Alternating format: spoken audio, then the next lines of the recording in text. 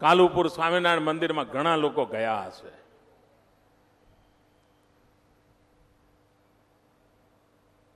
પ્રભુ ચરણે જઈને આશીર્વાદ પણ લીધા હશે.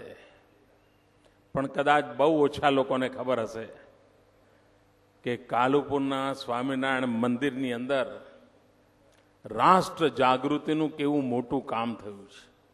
બહુ ઓછાને ખબર હશે. હમણાં હું યુનેસ્કો દ્વારા આયોજિત એક વર્લ્ડ હેરિટેજના કાર્યક્રમમાં બોલવા ગયો હતો અને ત્યાં મેં જ્યારે આ વાતનો ઉલ્લેખ કર્યો તો એમને આશ્ચર્ય થયું હતું. તમને પણ આશ્ચર્ય થશે. અને હવે તમે જ્યારે કાલુપુર સ્વામિનારાયણ મંદિર જાઓ ત્યારે ઈશ્વરના આશીર્વાદ તો લેજો જ, સંતોના આશીર્વાદ લેજો, ગુરુ મહારાજના આશીર્વાદ લેજો, પણ સાથે સાથે ત્યાં દિવાલો ઉપર લાકડાની જે કોતરણી છે ને એને પણ સમજવાનો પ્રયાસ કરજો. આપને જાણીને આશ્ચર્ય થશે, સ્વામિનારાયણ મંદિરની અંદર જ્યારે આપણે ગુલામીમાં જીવતા હતા, અંગ્રેજ સલ્તનતનો ખોફ હતો, આઝાદીની વાત કરો તો તમારું બધું ખતમ કરી નાખે એવી સ્થિતિ હતી. એવે સમયે કાલુપુર સ્વામિનારાયણ મંદિરની અંદર 1857ના સ્વાતંત્ર્ય સંગ્રામની બધી જ ઘટનાઓ લાકડામાં કોતરણી કરીને મૂકવામાં આવેલી છે. આપ કલ્પના કરો, અહીંની સાંસ્કૃતિક ચેતનામાં દેશભક્તિ કેટલી તરબતર છે. નહીં તો એ વખતે શિક્ષાપત્રી તો એમ કે ભાઈ રાજા સામે મોરચો ન મંડાય. શિક્ષાપત્રી એમ કે સરકાર જોડે હંમેશા દોસ્તી જ રાખવાની.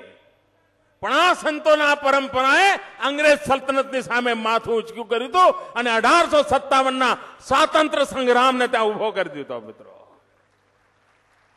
એના માટે દેશ અને સંસ્કૃતિની પરંપરા માટે એક આદર ભાવ જોઈએ, એક સમર્પણ જોઈએ, ત્યારે શક્ય બનતું હોય છે. એવી એક મહાન પરંપરા.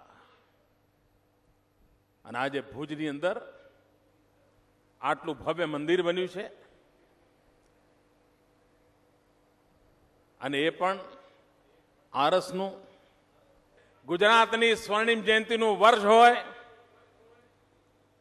સ્વયં સ્વામિનારાયણ ભગવાન આ ધરતી પર પધારેલા હોય, એ ધરતી પર મને આ ભુજ શહેર લીલું છમ દેખાય એવું કાંઈ કરવું છે.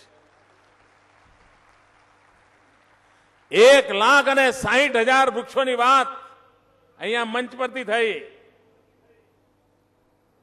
પરંતુ હવે ભુજ નગરમાં જ આમ માર્બલની સામે જુએ, દિવાલે સામે જુએ અને આંખને સહેજ તકલીફ થાય પાછું વળીને જુએ તો ભુજ લીલું છમ દેખાતું હોય તો પછી ઈશ્વરની પાસે જવા માટેનો માર્ગ મોકળો થઈ જાય.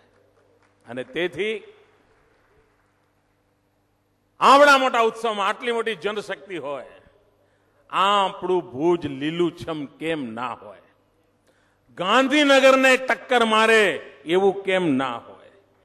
જો સત્શક્તિના આશીર્વાદ ના હોય, સંત શક્તિની પ્રેરણા ના હોય, પરમાત્માની કૃપા ન હોય તો આ બધું શક્ય જ ન બને. મિત્રો, અને આ જ પરમાત્માની કૃપા, આ સંતોના આશીર્વાદને કારણે આ પણ શક્ય બની રહ્યું છે.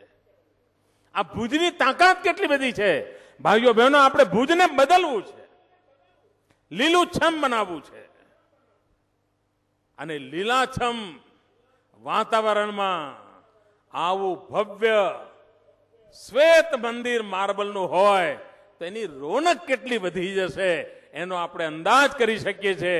આ મહોત્સવનો ઉપયોગ સમાજની શક્તિ વધારવા માટે થશે એવી પૂરી શ્રદ્ધા સાથે પૂજ્ય સંત ચરણોમાં નમન કરું છું. પૂજ્ય ગુરુ મહારાજના આશીર્વાદ આપણી સ્વર્ણિમ જયંતિમાં ગુજરાતને નવી ઊંચાઈઓ પર લઈ જવાની શક્તિ આપે, એ જ ઈશ્વર આપણને પ્રાર્થના આપે. આપ સૌને જય સ્વામિનારાયણ.